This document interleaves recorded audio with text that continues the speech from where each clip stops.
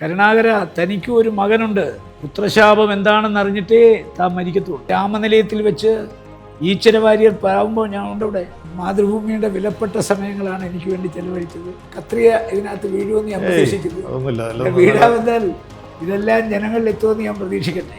തീർച്ചയായും ഇപ്പോൾ ഒരു 3 ഗർഭമെങ്കിലും മിനിമം ഉണ്ടാക്കിയെങ്കിലേ ഈ പാർട്ടി പിടിച്ചിരിക്കാൻ പറ്റും. കേരളത്തിലെ മുഖ്യമന്ത്രി ആരാകണമെന്ന് ഇപ്പോൾ സോഷ്യൽ മീഡിയയോട് ചോദിച്ചാൽ അവർ പറയും രാഹുൽ മാങ്കൂട്ടത്തിലാണ്. റീൽസ് രാഷ്ട്രീയത്തിന് വലിയ പ്രസക്തിയില്ലെന്ന് നമ്മൾ മനസ്സിലാക്കിയല്ലോ. രാഹുലിൻ്റെ കാര്യത്തിൽ താങ്കൾക്കെതിരെ വലിയ ക്യാമ്പയിൻ വന്നല്ലോ. അത് അതുപോലെ പോയല്ലോ. ഞാനും ഒരു മഴ പെയ്യിക്കുമായിരുന്നു.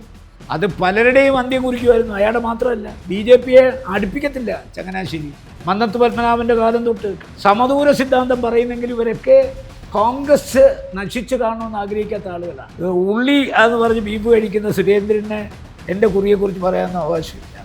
ഏതെങ്കിലും ഒരു RSSകാർ, ഒരു BJPക്കാർ കറുത്ത കുറിയിടുന്ന കാണിച്ചു തരാം.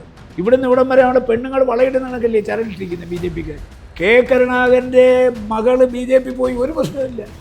മറ്റേ പുള്ളിയുടെ മകൻ പോയി BJP, ഒരു പ്രശ്നമില്ല. ഞാൻ ജനിച്ചു പോയതൊരു പ്രത്യേക സമുദായത്തിൽ ഇല്ലെങ്കിൽ എന്നേ ഞാൻ KPCC പ്രസിഡന്റ് ആവേണ്ട ആളാണ്. KC വേണുഗോപാൽ, രമേശ് ചെന്നിത്തല, VD സതീശൻ, ഇതിൽ ആരോടാണ് രാജ്മോഹൻ ഉണ്ണിത്താൻ ഏറ്റവും അടുപ്പം?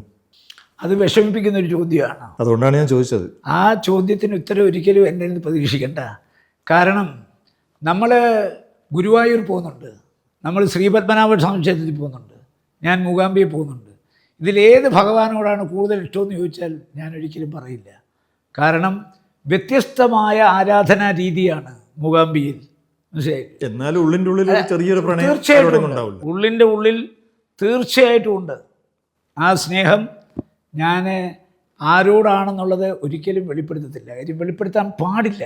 കാരണം ഇതെല്ലാവരും പിന്നെ ഒരേ സ്ഥാനം ആഗ്രഹിക്കുമ്പോൾ ഞാൻ അത്ര ഒരു വെളിപ്പെടുത്തൽ നടത്തുന്നത് ഒരിക്കലും അത് ചില നിർണായക ഘട്ടത്തിൽ താങ്കളുടെയൊക്കെ സ്വാധീനമോ അല്ലെങ്കിൽ ഇടപെടലോ ഒക്കെ അവർക്കും കൂടി ഗുണമാവുമല്ലോ.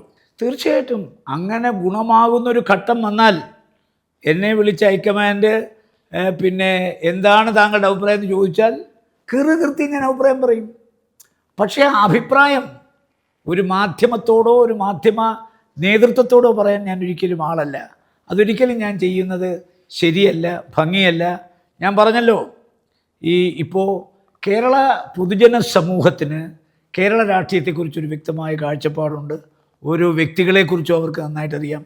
അവർ പഴയ കാലഘട്ടമല്ലല്ലോ. ഇന്നിപ്പോൾ ഒരു PR വർക്കിൻ്റെ കാലമാണ്. മനസ്സിലായി?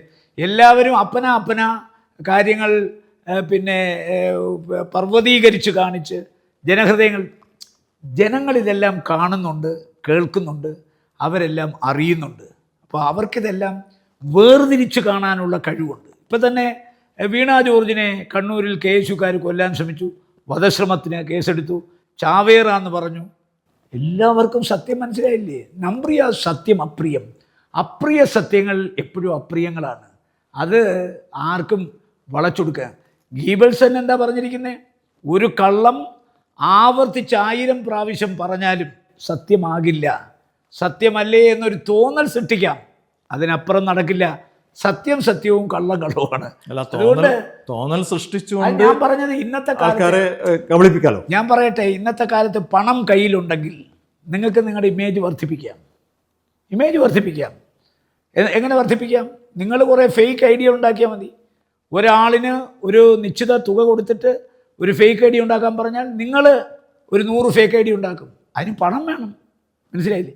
ആ 100 പേരെടുത്ത് പറയും നിങ്ങൾ ഒരു 100 എണ്ണം ഉണ്ടാക്കാൻ പറയും, അവരുണ്ടാക്കും. ചുരുക്കി പറഞ്ഞാൽ കേരളത്തിലെ പൊതുജന സമൂഹം എന്ന് പറയുന്നത് ചിലർ ധരിച്ചു വെച്ചിരിക്കുന്ന ഈ ഫേക്ക് ഐഡിയകളാണെന്നാണ്. ഇപ്പോൾ കേരളത്തിലെ മുഖ്യമന്ത്രി ആരാകണമെന്ന് ഇപ്പോൾ സോഷ്യൽ മീഡിയയോട് ചോദിച്ചാൽ അവർ പറയും രാഹുൽ മാങ്കൂട്ടത്തിലാണ്. ഇന്ന് കേരളത്തിലെ ഏറ്റവും കൂടുതൽ സോഷ്യൽ മീഡിയയുടെ പിൻബലമുള്ള അയാൾക്കാണ്. അതേസമയം KPCC പ്രസിഡന്റ് ആരാണെന്ന് ചോദിച്ചാൽ സോഷ്യൽ മീഡിയ പറയും നമ്മുടെ ശ്രീനാദേവി കുഞ്ഞമ്മയാവണമെന്ന് പറയും. കാര്യം അവർക്കാണ് അത് കഴിഞ്ഞാൽ, രാഹുൽ കഴിഞ്ഞാൽ അടുത്ത സോഷ്യൽ മീഡിയയുടെ ഏറ്റവും വലിയ ഇതൊക്കെ ക്രിയേറ്റഡ് ആണ്. റീൽസ് രാഷ്ട്രീയത്തിന് വലിയ പ്രസക്തിയില്ലെന്ന് നമ്മൾ മനസ്സിലാക്കിയല്ലോ. രാഹുലിൻ്റെ കാര്യത്തിൽ റീൽസുകൾ എന്നും റീൽസാണ്. മനസ്സിലായോ? ഫേക്ക് ഐഡിയകളെന്നും. പക്ഷേ രാഹുലിന് വേണ്ടി ഇപ്പോഴും കോൺഗ്രസ്സിൽ കുറച്ച് പേരെങ്കിലും മനസ്സാ അദ്ദേഹത്തിനോട് അടുപ്പം കാണിക്കുന്നുണ്ടോ? എനിക്കറിയില്ല. ഞാനായാലും ഇപ്പോൾ കോൺഗ്രസ്സിലില്ലല്ലോ.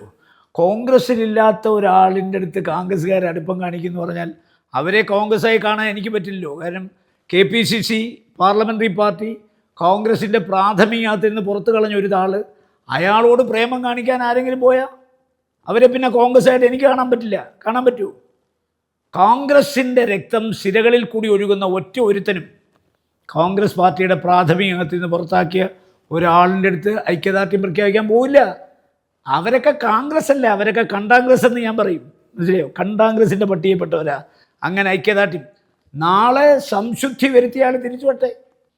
ഇപ്പോൾ അയാൾ ചെയ്ത തെറ്റുകളിൽ ഉഭയകക്ഷി തീരുമാനപ്രകാരം രണ്ടുപേരും തമ്മിൽ ബന്ധപ്പെടുന്ന, ഞാൻ പറഞ്ഞത് രാഷ്ട്രീയത്തിൽ ചില, ഞാൻ അതല്ലേ നേരത്തെ അങ്ങോട്ട് പറഞ്ഞേ, രാഷ്ട്രീയത്തിലെ മൂല്യങ്ങൾ വേണ്ടേ അത്. ആ മൂല്യാധിഷ്ഠിത രാഷ്ട്രീയം നഷ്ടപ്പെട്ടിരിക്കുന്നതുകൊണ്ടാണ് ഇത്തരം ആളുകൾ ആരെങ്കിലും ഇത്തരം ബന്ധം വരുന്നെങ്കിൽ.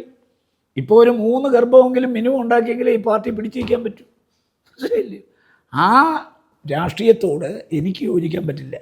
എനിക്കിനി എത്ര കാലമുണ്ട് ജീവിതം? എന്തായാലും എൻ്റെ സ്റ്റാർട്ടിങ് തൊട്ട് ഞാൻ ഇതുവരെ കാത്തു സൂക്ഷിച്ച ഒരു നിലപാടുണ്ട്. അതിനി കുറച്ചു കാലം കൂടെ ജീവിക്കത്തുള്ളൂ. അതങ്ങനെ ജീവിച്ച് തീർക്കാമെന്നാണ് എൻ്റെ ധാരണ.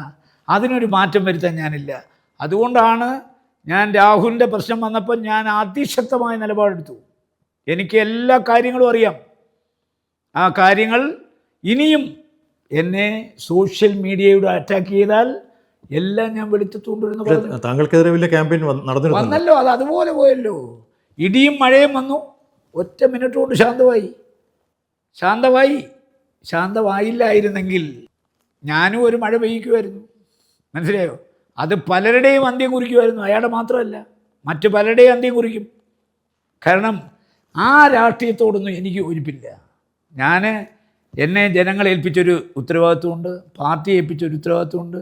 ആ ഉത്തരവാദിത്വമാണ്. പിന്നെ 2021 തൊട്ട് 25 കൊല്ലം കഴിഞ്ഞിട്ട് എനിക്ക് തന്നിരിക്കുന്ന ഒരു പോസ്റ്റ്, ഇപ്പോൾ തന്നിരിക്കുന്ന രാഷ്ട്രീയ കാര്യസമിതി അംഗമാണ്. KC വേണുഗോപാലിൻ്റെ ഒരു അല്ല, ഞാൻ പറഞ്ഞത് സൗഹൃദമാണോ?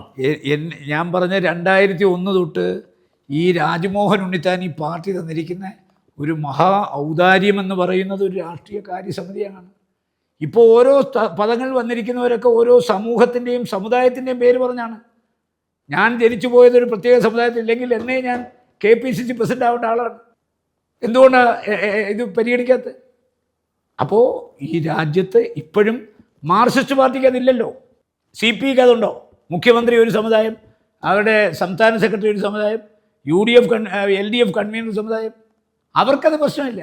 പക്ഷേ ഇത് കോൺഗ്രസ് തീരുമാനിക്കുമ്പോൾ കഴിവും യോഗ്യതയും അല്ല മാനദണ്ഡം, മറ്റു പലതുമാണ് മാനദണ്ഡം.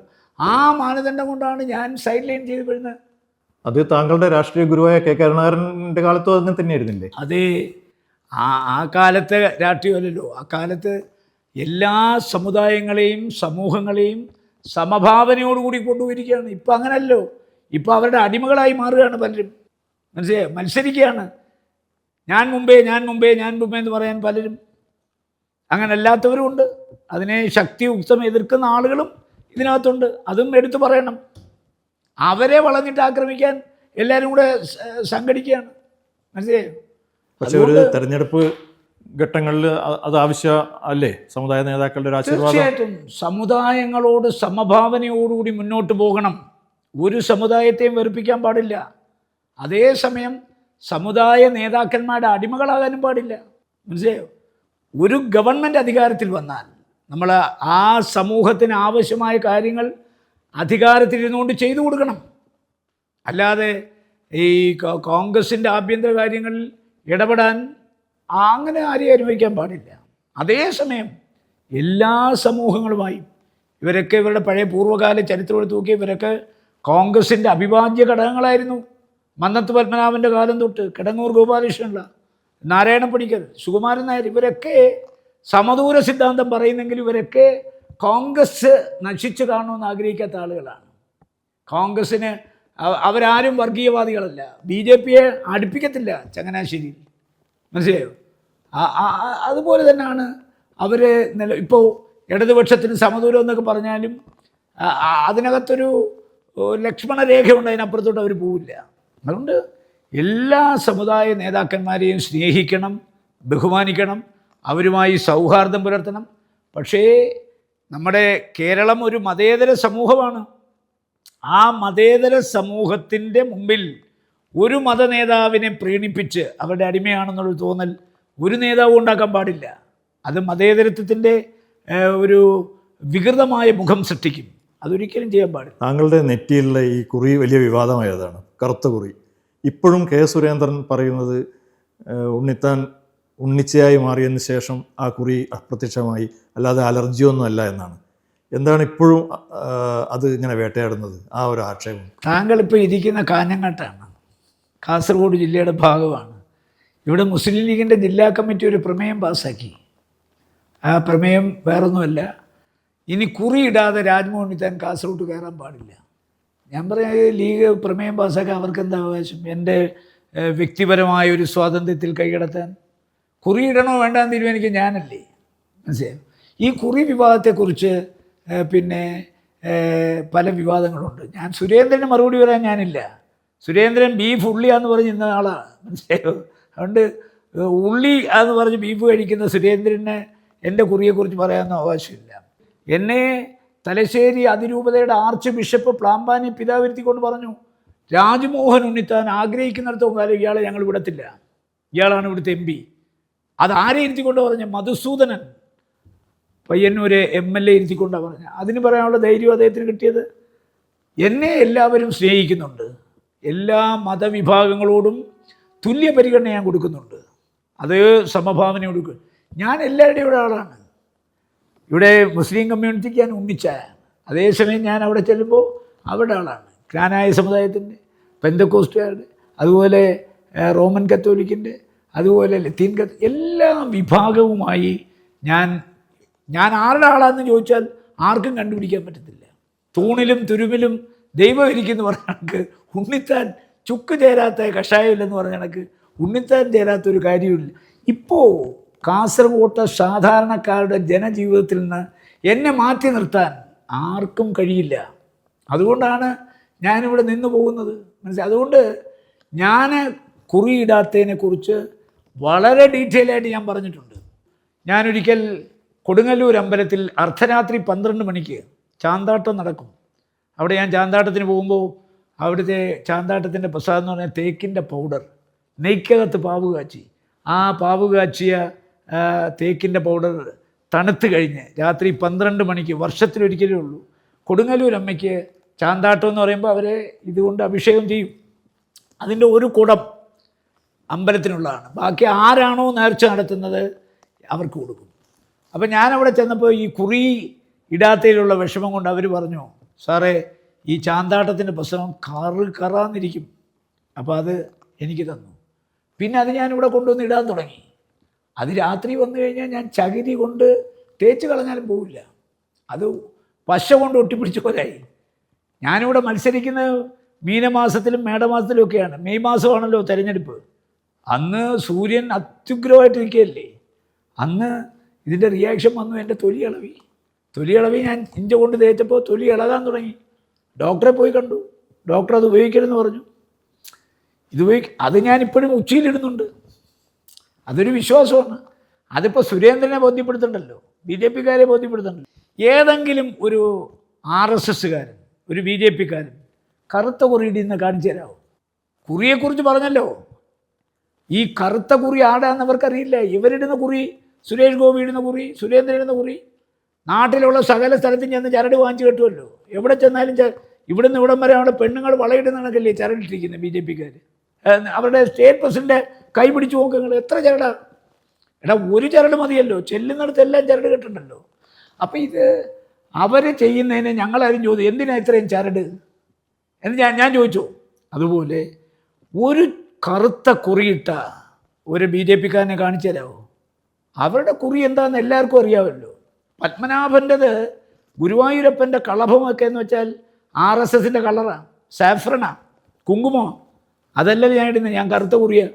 ഇവിടെ ഒരു BJP-കാരനും കറുത്ത കുറി ഇട്ടിട്ടുമില്ല, ഇനി ഇടാനും പോകുന്നില്ല. കാര്യം കറുത്ത കുറി ഗണപതിയുടെ ഇതാണ്. അത് അവർ ഗണപതി അല്ലല്ലോ ആരാധിക്കുന്നത്. താങ്കളുടെ മകൻ ഇടക്കാലത്തൊരു BJP അനുകൂല പ്രസ്താവന നടത്തിയതായിട്ട് സോഷ്യൽ മീഡിയയിൽ കണ്ടിരുന്നു. അതൊക്കെ കെട്ടടങ്ങിയോ? ഇപ്പം എന്താ സ്ഥിതി? അല്ല, എൻ്റെ മകൻ ലണ്ടനിലാണ്. ഞാൻ പറഞ്ഞല്ലോ, എൻ്റെ മക്കൾക്ക് രാഷ്ട്രീയത്തെക്കുറിച്ച് നല്ല അവബോധമുള്ള കുട്ടികളാണ് 3 പേർക്കും. ഞാൻ എന്നാണ് രാഷ്ട്രീയ പ്രവർത്തനം വന്നതെന്നും രാഷ്ട്രീയത്തിൽ നിന്ന് അച്ഛൻ മുഖാന്തരം അവരനുഭവിക്കേണ്ടിരുന്ന പലരും അവർക്ക് നഷ്ടപ്പെടുകയാണല്ലോ. അവർ വളർത്തിയതും വലുതാക്കിയല്ല അവരുടെ അമ്മയാണ്. അവരുടെ അമ്മ സെൻട്രൽ ഗവൺമെൻറ് എംപ്ലോയി ആയിരുന്നു. അപ്പോൾ അച്ഛൻ്റെ യാതൊരു വിധമായ ആനുകൂല്യവും കുട്ടികൾക്ക് കിട്ടില്ലല്ലോ. പിന്നെ അച്ഛനിങ്ങനെ ഓരോ തെരഞ്ഞെടുപ്പ് വരുമ്പോഴും അസംബ്ലി അവിടെ മത്സരിക്കും, ഇവിടെ മത്സരിക്കും, പാർലമെൻറ്റ് അവിടെ മത്സരിക്കും. അങ്ങനെ അച്ഛനെ ഇട്ട് വട്ട് തട്ടുന്ന കണ്ട് പിള്ളേർക്ക് വലിയ അസ്വസ്ഥത വന്നപ്പോൾ ആ ഇളയവൻ ഒരു സ്റ്റേറ്റ്മെൻറ്റ് കൊടുത്തു. ആ സ്റ്റേറ്റ്മെൻറ്റ് കാസർഗോട്ട് എനിക്ക് സീറ്റ് തന്ന അന്ന് തന്നെ അവനത് പിൻവലിച്ചു. അവൻ പരസ്യമായി പറഞ്ഞു, എൻ്റെ അച്ഛനെ ഇങ്ങനെ അവഹേളിക്കുന്ന കണ്ടിട്ട് എൻ്റെ മനം നൊന്നിട്ടാണ് ഞാനതിട്ടത്. ഇട്ടത് പിന്നെ ഞാൻ പിൻവലിക്കുന്നു. ഇനി മരിക്കുന്നവരെ എൻ്റെ അച്ഛനെ വിട്ട് ഞാൻ നിൽക്കത്തില്ല എന്ന് അവനും പറഞ്ഞു. മറ്റു 2 മക്കളുടെയും നിലപാട് അതാണ്. പക്ഷേ ഈ കോൺഗ്രസ് പാർട്ടി അവസാന കാലത്താണ് എനിക്കൊരു MP സ്ഥാനം തന്നത്. 25-ാമത്തെ വയസ്സോട്ട് വാരിക്കോരി കോൺഗ്രസ് പാർട്ടി ആനുകൂല്യം കൊടുത്ത പലരുടെയും മക്കൾ BJP പോയിട്ടുണ്ട്. കോൺഗ്രസ് പാർട്ടിയെ കൊണ്ടാണ് ആ മക്കൾ വളർന്നതും ജീവിച്ചതും എല്ലാം. കുടുംബം മൊത്തം അനുഭവിച്ചു ഇല്ലേ? എന്തെല്ലാം സ്ഥാനമോ. ആരെ ഉദ്ദേശിച്ചാലും എന്താ, എനിക്കെന്താ പേടിയാവും? ഞാൻ പറഞ്ഞത് ഈ പാർട്ടി എന്തെല്ലാം സ്ഥാനമാനങ്ങൾ കൊടുത്തു. ആ സ്ഥാനമാനങ്ങൾ മൊത്തം ആരാ അനുഭവിക്കുന്നത്? ഇപ്പോൾ എനിക്കെന്തെങ്കിലും സ്ഥാനം കിട്ടി, ഇപ്പോൾ എനിക്ക് ശമ്പളം കിട്ടുന്നു. ആ ശമ്പളം കുറേ മിച്ചം വെച്ചാൽ എൻ്റെ ഫാമിലിക്ക് കൊടുത്തൂടെ? ഇത് മിച്ചം വയ്ക്കാനില്ലാത്തതുകൊണ്ടല്ലേ കൊടുക്കാൻ പറ്റാത്തത്. ഞാൻ പറഞ്ഞത് ഒരു കേന്ദ്രമന്ത്രിയാവും, സംസ്ഥാന മന്ത്രിയാവും, മുഖ്യമന്ത്രി ആയാലും അതിൽ നിന്ന് ഇപ്പോൾ പിണറായി വിജയൻ്റെ കുടുംബം അനുഭവിക്കുന്ന ഒരു പ്രിവിലേജ് എത്ര വലുതാണ്. എന്നിട്ട് അവരുടെ മക്കളൊക്കെ BJP പോയി, BJP സ്ഥാനാർത്ഥിയായി മത്സരിച്ചു. ഉണ്ണിത്താൻ്റെ മകൻ അതാണ് ഞാൻ പറഞ്ഞത്. നിങ്ങൾ മനസ്സിലാക്കേണ്ടത് അതാണ് ഞാൻ പറഞ്ഞത്. തൈലാദി വസ്തുക്കൾ അശുദ്ധമായാൽ പൗലോസ് തൊട്ടാൽ അത് ശുദ്ധമാകും. രാജ്മോഹൻ ഉണ്ണിത്താൻ്റെ മകൻ ഒരു സ്റ്റേറ്റ്മെൻറ്റ് കൊടുത്തപ്പോൾ ബ്രഹ്മാണ്ടം വിറപ്പിച്ചു. കെ കരുണാകരൻ്റെ മകൾ BJP പോയി, ഒരു പ്രശ്നമില്ല. മറ്റേ പുള്ളിയുടെ മകൻ പോയി BJP, ഒരു പ്രശ്നമില്ല. അദ്ദേഹത്തിൻ്റെ ഭാര്യ പറഞ്ഞില്ലയോ, എനിക്ക് നരേന്ദ്രമോദിയെക്കുറിച്ച് തെറ്റിദ്ധാരണ ഉണ്ടായിരുന്നു, എല്ലാം മാറി, ഇത്രയും നല്ല മനുഷ്യരെ കണ്ടില്ല പറഞ്ഞില്ലേ? ഞാൻ പറഞ്ഞത് ഇവിടെ ചില ആളുകൾ സത്യം മറച്ചു വെച്ച് കുറേ ആളുകൾ സ്തുതിപാഠകന്മാരായി മാറിയിരിക്കുന്നു. മനസ്സിലായോ? ഒരു ഉപജാപക വൃന്ദം ഇന്നും കോൺഗ്രസിൽ പ്രവർത്തിക്കുന്നു. അവർക്കെല്ലാം സത്യങ്ങളറിയാം. പക്ഷേ എന്തെങ്കിലും നക്കാപ്പിച്ച കിട്ടണമെങ്കിൽ ഇന്ന് അധികാരത്തിലിരിക്കുന്നവരെ ആശ്രയിച്ചേ മതിയാകൂ എന്ന് കൊണ്ടുകൊണ്ട് അവരെല്ലാം സ്തുതിപാഠകന്മാരായി മാറിയിരിക്കുന്നു. ഈ സ്തുതിപാഠകന്മാർ നമുക്കൊരു മോശപ്പെട്ട കാലം വരുമ്പോൾ ആദ്യം നമ്മളെ തള്ളിപ്പറയുന്നവരായിരിക്കും. മനവേന്ദ്ര വിളങ്ങുന്നു, ചന്ദ്രനെപ്പോലെ നിൻമുഖമെന്ന് പറയുന്നത് കേൾക്കാൻ സുഖമാണ്. പക്ഷെ എൻ്റെ അടുത്ത് അങ്ങനെ സ്തുതിപാഠം വന്നാൽ പറയും, ഞാൻ ആരാന്ന് എനിക്കറിയാം, എന്നെ പൊക്കണ്ട. ഒരു 25 കൊല്ലത്തിന് മുമ്പ് ഈ പൊക്കിയിരുന്ന എനിക്കൊരു ഇക്കിളിയെങ്കിലും വരും. ഇപ്പോൾ അത് വരില്ല. അതുകൊണ്ട് എന്നെ സൂചിപ്പിക്കണ്ട, അത് കൈ വെച്ചിരുന്നാൽ മതിയെന്ന് ഞാനിപ്പോൾ പച്ചയ്ക്ക് പറയും. കാര്യം ഇപ്പോൾ അധികാര സ്ഥാനങ്ങളിരിക്കുന്നവർ അവരെ വാഴ്ത്തുന്നത് കേൾക്കാനൊരു സുഖമാണ്. രാജഭരണകാലത്ത് വിദൂഷകന്മാരുടെ ജോലി അതല്ലായിരുന്നു. അതും ഇപ്പോഴും ജനാധിപത്യത്തിലും അത് തുടരുന്നു.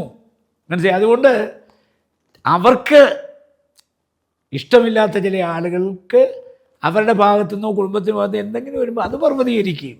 എന്നാൽ പർവ്വതീകരിക്കേണ്ട ചിലതിനെ ചുരുക്കി ഈ പറയപ്പെടുന്ന ഒച്ചിൻ്റെ ഇതാക്കി മാറ്റുന്നു, നത്തയ്ക്കയോ അല്ലെങ്കിൽ ആമയുടെ വലിപ്പത്തിലാക്കി മാറ്റാനും അവർ കഴിയും. അതുകൊണ്ട് എൻ്റെ മകൻ അങ്ങനെ ഒരു സ്റ്റേറ്റ്മെൻറ്റ് കൊടുത്തത് സത്യമാണ്.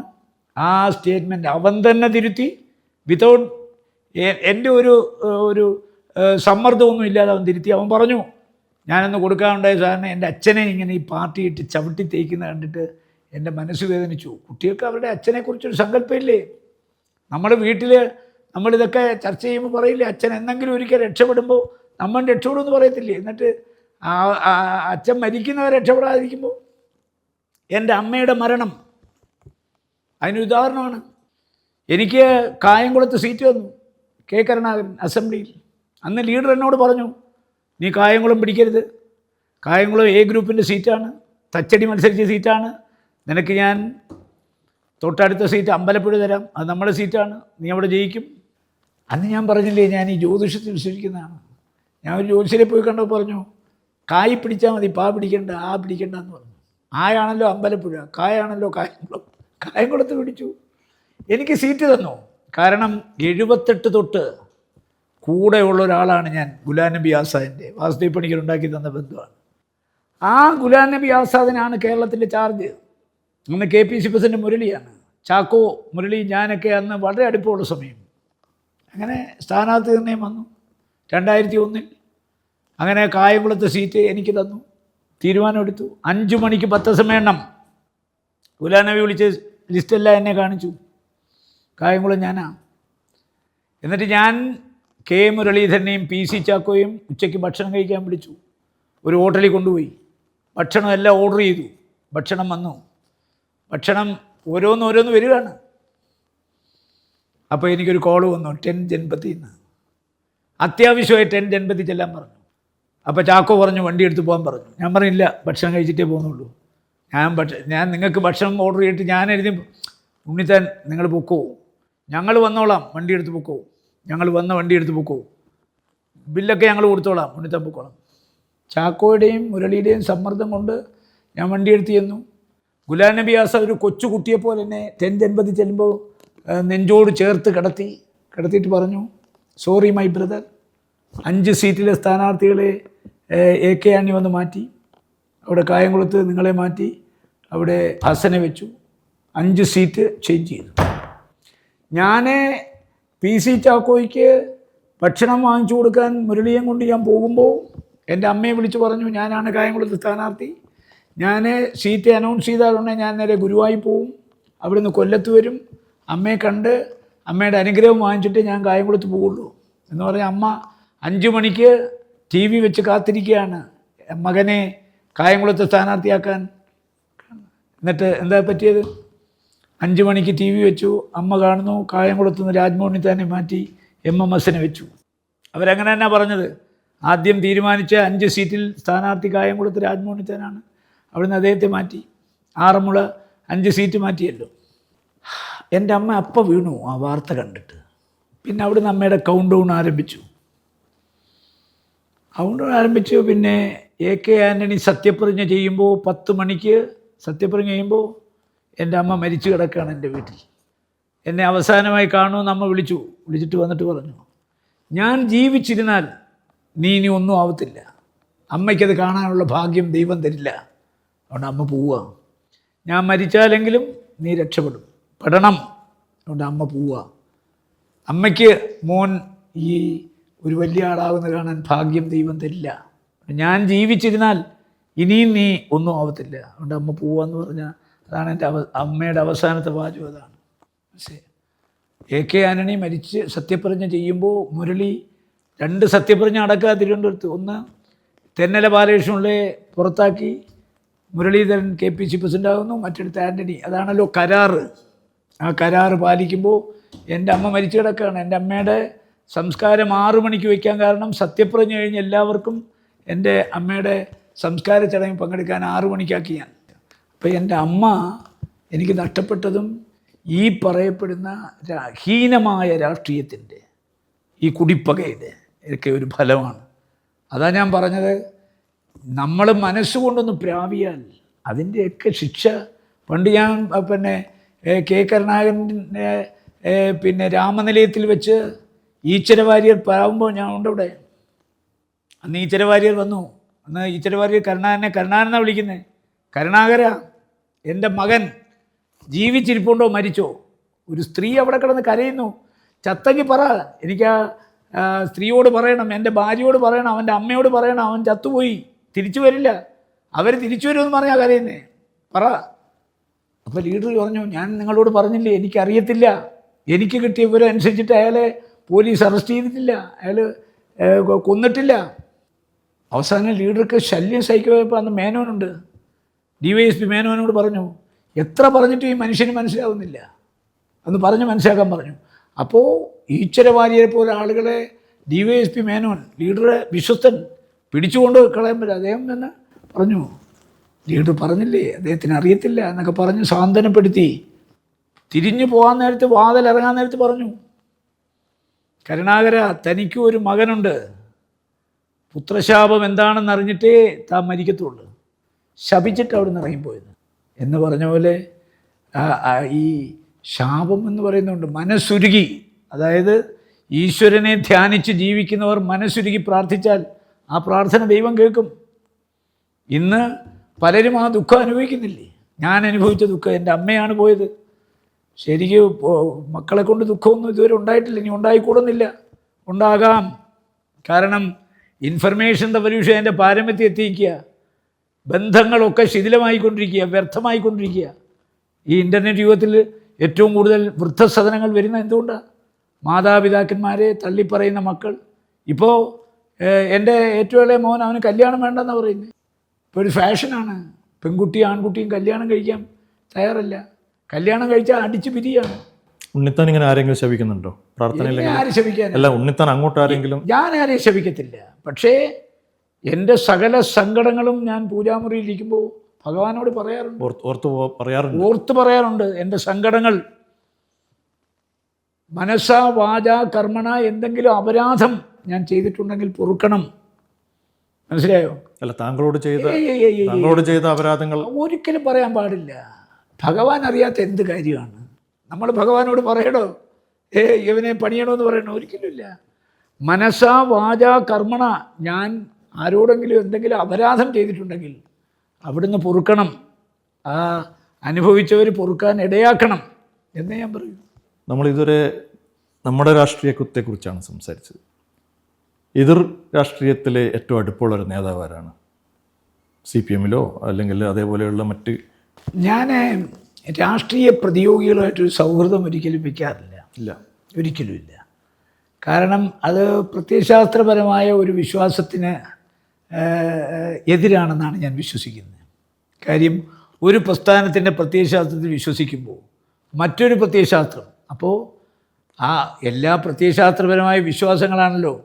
അപ്പോൾ എൻ്റെ കോൺഗ്രസ് പാർട്ടിയിൽ നിന്നുകൊണ്ട് ഒരു മാർക്സിസ്റ്റുകാരനുമായിട്ടോ BJP-കാരനുമായിട്ടോ സൗഹൃദം ഉണ്ടായിക്കഴിഞ്ഞാൽ ഞാൻ എൻ്റെ പാർട്ടിയെയും എന്നെയും എൻ്റെ പ്രവർത്തകരെയും വഞ്ചിക്കുകയാണ്.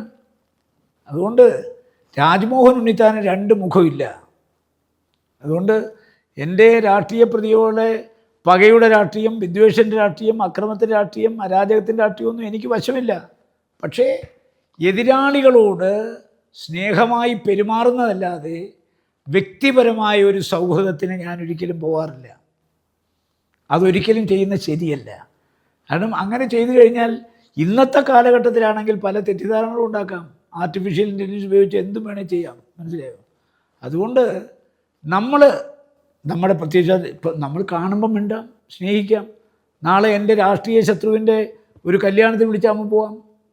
അമിതമായ സൗഹൃദം കാണിക്കുമ്പോൾ ഈ രണ്ട് പ്രത്യയശാസ്ത്രങ്ങൾ തമ്മിലിപ്പോൾ തെരുവ് യുദ്ധം നടക്കുന്നൊരു കാലമാണ്. അപ്പോൾ നമ്മുടെ ഇപ്പോൾ ഇഫ്താർ പാർട്ടി വയ്ക്കുമ്പോൾ തന്നെ പല ഇഫ്താർ പാർട്ടി മുഖ്യമന്ത്രി വിളിച്ചാൽ പോകാൻ പറ്റുമോ?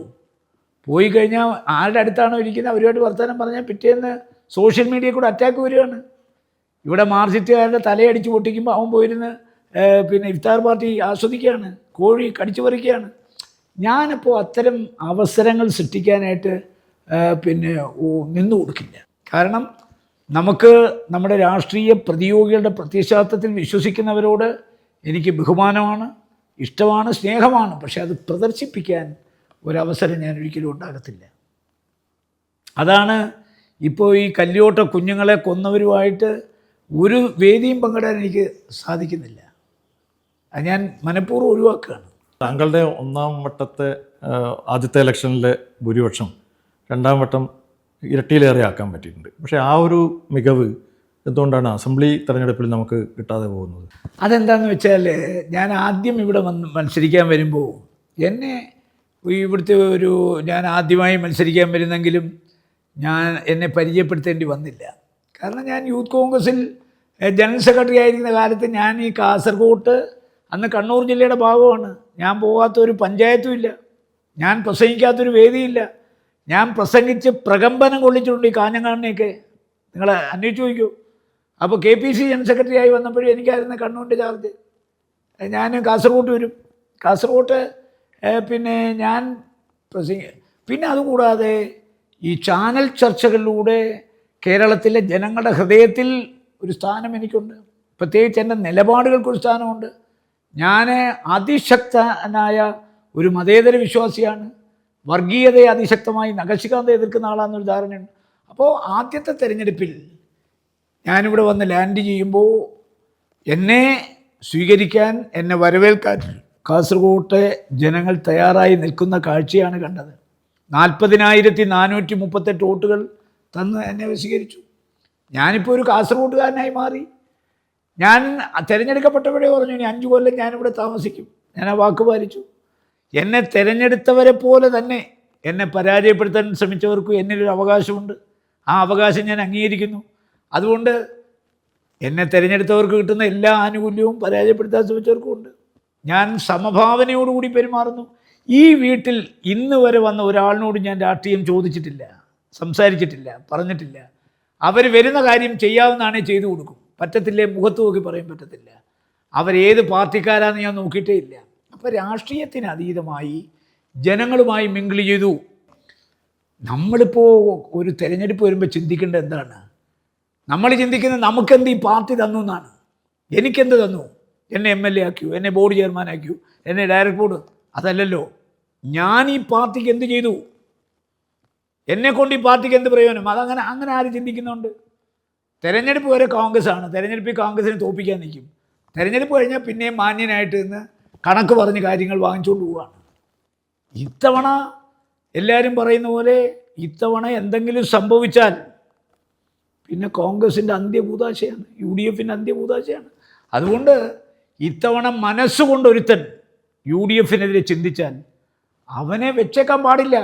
തെരഞ്ഞെടുപ്പ് കഴിഞ്ഞ് ഗവൺമെൻറ് വരുമ്പോൾ തിരുവനന്തപുരത്ത് പോയി നേതാവിനെ കണ്ട് എന്തെങ്കിലും വാങ്ങിക്കാൻ പോയാൽ ഒറ്റക്കെട്ടായിട്ട് നമ്മൾ എതിർക്കും. കാര്യം തെരഞ്ഞെടുപ്പിൽ സ്ഥാനാർത്ഥി തോക്കാൻ കാരണക്കാരായവരെ പാർട്ടിയുടെ എന്നെ തോൽപ്പിക്കാൻ ശ്രമിച്ച പലരും ഇപ്പോൾ മാന്യന്മാരായിട്ട് പല പദവികളും ഇരിക്കുന്നുണ്ട്. എന്തുകൊണ്ടായിരിക്കുന്നത്? താങ്കൾക്കെല്ലാവരെയും അറിയാം. എല്ലാവരെയും അറിയാം. എനിക്കും അറിയാം, അവർക്കും അറിയാം. അവരെന്നെ തോൽപ്പിക്കാൻ ശ്രമിച്ചു എന്ന് അവർക്ക് നല്ല ഉത്തമ ബോധ്യമുണ്ട്, എനിക്കും ഉത്തമ ബോധ്യമുണ്ട്. പിന്നെ ഞാൻ വളരെ മാന്യനായതുകൊണ്ട് പരസ്യമായിട്ട് അവമാനിക്കുന്നില്ല, മനസ്സിലായോ? പിന്നെ അവർക്ക് നല്ല തൊലിക്കട്ടികളുണ്ട്, അവരും ഈ ഭാവം കാണിക്കുന്നില്ല. അതിൻ്റെ സ്വാഭാവികം. 2019 എന്നെ തോൽപ്പിക്കാൻ ശ്രമിച്ചിട്ടുണ്ട്. KPCC പേരാവശ്യപ്പെട്ട എല്ലാം ഞാൻ പറയാം. 2024 ചെയ്തിട്ടുണ്ട്. പക്ഷേ നേതാക്കന്മാർ മാത്രമേ അവരുമായിട്ടൊക്കെ ഇപ്പം നല്ല രസത്തിലാണ്. എല്ലാവരുമായിട്ടും നല്ല ബന്ധമാണ്. എല്ലാവരുമായിട്ടും നല്ല ബന്ധമാണ്. പക്ഷെ മനസ്സിലാവൊരു ഇല്ലില്ല, മനസ്സിൽ അവരെ കുറിച്ച് എനിക്ക് കാര്യം അവരൊക്കെ വിചാരിച്ചിട്ട് പോലും എനിക്ക് 1,06,640 വോട്ട് കിട്ടി എന്നുള്ള ബോധം എന്നെ നയിക്കണമല്ലോ. ഇവർക്കൊക്കെ എന്തുമാത്രം ജനങ്ങളുടെ ഇടയിൽ സ്വാധീനമുണ്ടെന്നുണ്ടെങ്കിൽ തെളിവാണല്ലോ. അവരെന്നെ പരാജയപ്പെടുത്താൻ ശ്രമിച്ചപ്പോഴും എൻ്റെ ഭൂരിപക്ഷം 40,000-ൽ നിന്ന് 1,649 ആയത് അവരുടെ സ്വാധീനം കൂടുതൽ കൊണ്ടാണല്ലോ. തോൽപ്പിക്കാൻ ശ്രമിച്ചവർക്ക് അത്ര വലിയ സ്വാധീനം ഉണ്ടെന്ന് എനിക്കറിയാം. അപ്പോൾ ഈ തിരക്കിനിടയിൽ ഇപ്പോൾ സിനിമാ അഭിനയവും അതൊക്കെ നിർത്തിയോ, ഒഴിവാക്കിയോ? സിനിമാ അഭിനയം ഒഴിവാക്കിയിട്ടില്ല. സിനിമയിലോട്ട് എപ്പോൾ വേണേലും പോവാം. കാര്യം സിനിമയിൽ ബാലനടൻ തൊട്ട് വാർദ്ധക്യത്തിലെത്തിയവർക്ക് ഒരു സ്ഥാനമുണ്ടല്ലോ. എപ്പോൾ വേണമെങ്കിലും കയറി ചെല്ലാം. കാര്യം സിനിമാ ജീവിതത്തിൽ സൗന്ദര്യമൊക്കെ ഒരു കാലത്ത് പ്രശ്നമായിരുന്നു. ഇപ്പോൾ നമ്മുടെ കോട്ടയത്ത് അച്ചൻകുഞ്ഞ് വരെ നായകനായിട്ട് അഭിനയിക്കുന്നുണ്ട്. അപ്പോൾ ഇപ്പം സൗന്ദര്യമല്ല. ഇന്ദ്രൻസിന് ദേശീയ അവാർഡ് കിട്ടിയില്ലേ? എന്ത് സൗന്ദര്യം ഉണ്ടായിട്ട്? അഭിനയത്തിലാണ്. താങ്കൾക്ക് സൗന്ദര്യം ഇല്ല എന്നൊന്നും ആരും പറയില്ല. ഞാൻ പറഞ്ഞത് പണ്ട് മമ്മൂട്ടി, എൻ്റെ രണ്ടാമത്തെ സിനിമ ബൽറാം വേഴ്സസ് താരാദാസാണ്. അത് തലശ്ശേരിയിലെ ഷൂട്ടിങ്. ഞാനും മമ്മൂട്ടിയായിട്ട് ഈ ഷൂട്ടിങ്ങിൻ്റെ ഇടവേളയിൽ സംസാരിച്ച് പുള്ളി പറഞ്ഞു, പുള്ളിയുടെ വീട്ടുകാർക്കൊരു മുനിസിപ്പ് അല്ലെങ്കിൽ ഒരു ജഡ്ജി അല്ലെങ്കിൽ ഹൈക്കോടതി സുപ്രീം കോടതി വരെ ജഡ്ജി, പുള്ളിയെ LLBക്ക് അടിച്ചു, LLB പാസ്സായി. പക്ഷെ പുള്ളിയുടെ മനസ്സിൽ ഒരു സിനിമാ താരമാകണം. പുള്ളി ചെന്നൈ പോയ, മദ്രാസിൽ പോയ കഥകളും ഈ പ്രൊഡ്യൂസർമാരെയും ഡയറക്ടർമാരെയും പ്രൊഡക്ഷൻ എക്സിക്യൂട്ടീവ് അന്ന് പുള്ളിയെടുത്ത് പറഞ്ഞു, നിങ്ങൾക്ക് സൗന്ദര്യം പോരാ. കാര്യം അന്ന് മലയാള സിനിമയിൽ നിത്യഹരിത നായകനാണ് പ്രേംനസീർ. പ്രേംനസീറിന് മുമ്പിൽ മമ്മൂട്ടിക്ക് എന്ത് സൗന്ദര്യം? സത്യൻ അഭിനയ ചക്രവർത്തിയാണ്, മധു. അപ്പോൾ അന്ന് നമ്മൾ കണ്ട് മടുത്ത കണ്ട് പരിചിതമായ മുഖങ്ങളുടെ മുമ്പിൽ പുതിയ ഒരാൾ വരുമ്പോൾ, പണ്ട് മഞ്ഞിൽ വിരിഞ്ഞ പൂക്കളുടെ വില്ലനായിരുന്നു ആരാ? മോഹൻലാൽ. ഇപ്പോൾ മോഹൻലാൽ ആരാണ്? മമ്മൂട്ടി ആരാണ്? അപ്പോൾ അതാ ഞാൻ പറഞ്ഞേ, പ്രായത്തിന് അനുസരിച്ച റോളുകളുണ്ടല്ലോ. നായക കഥാപാത്രം തന്നെ ഒരു വാർദ്ധക്യത്തിലെത്തിയ ആളായിക്കൂടുന്നുണ്ടോ? അപ്പോൾ ഏതായാലും ജീവിതത്തിലുടനീളം അങ്ങനെ വളരെ നായകനായിട്ട് തുടരട്ടെ എന്ന് ആശംസിക്കുന്നു. വളരെ മാതൃഭൂമിയുടെ വിലപ്പെട്ട സമയങ്ങളാണ് എനിക്ക് വേണ്ടി ചെലവഴിച്ചത്. അല്ല, താങ്കളുടെ ഞാനിങ്ങനെ ഒരുപാട് കത്രിയ ഇതിനകത്ത് വീഴുമെന്ന് ഞാൻ പ്രതീക്ഷിക്കുന്നു. ഒന്നുമില്ല, വീഴാമെന്നാൽ ഇതെല്ലാം ജനങ്ങളിൽ എത്തുമെന്ന് ഞാൻ പ്രതീക്ഷിക്കട്ടെ. തീർച്ചയായും.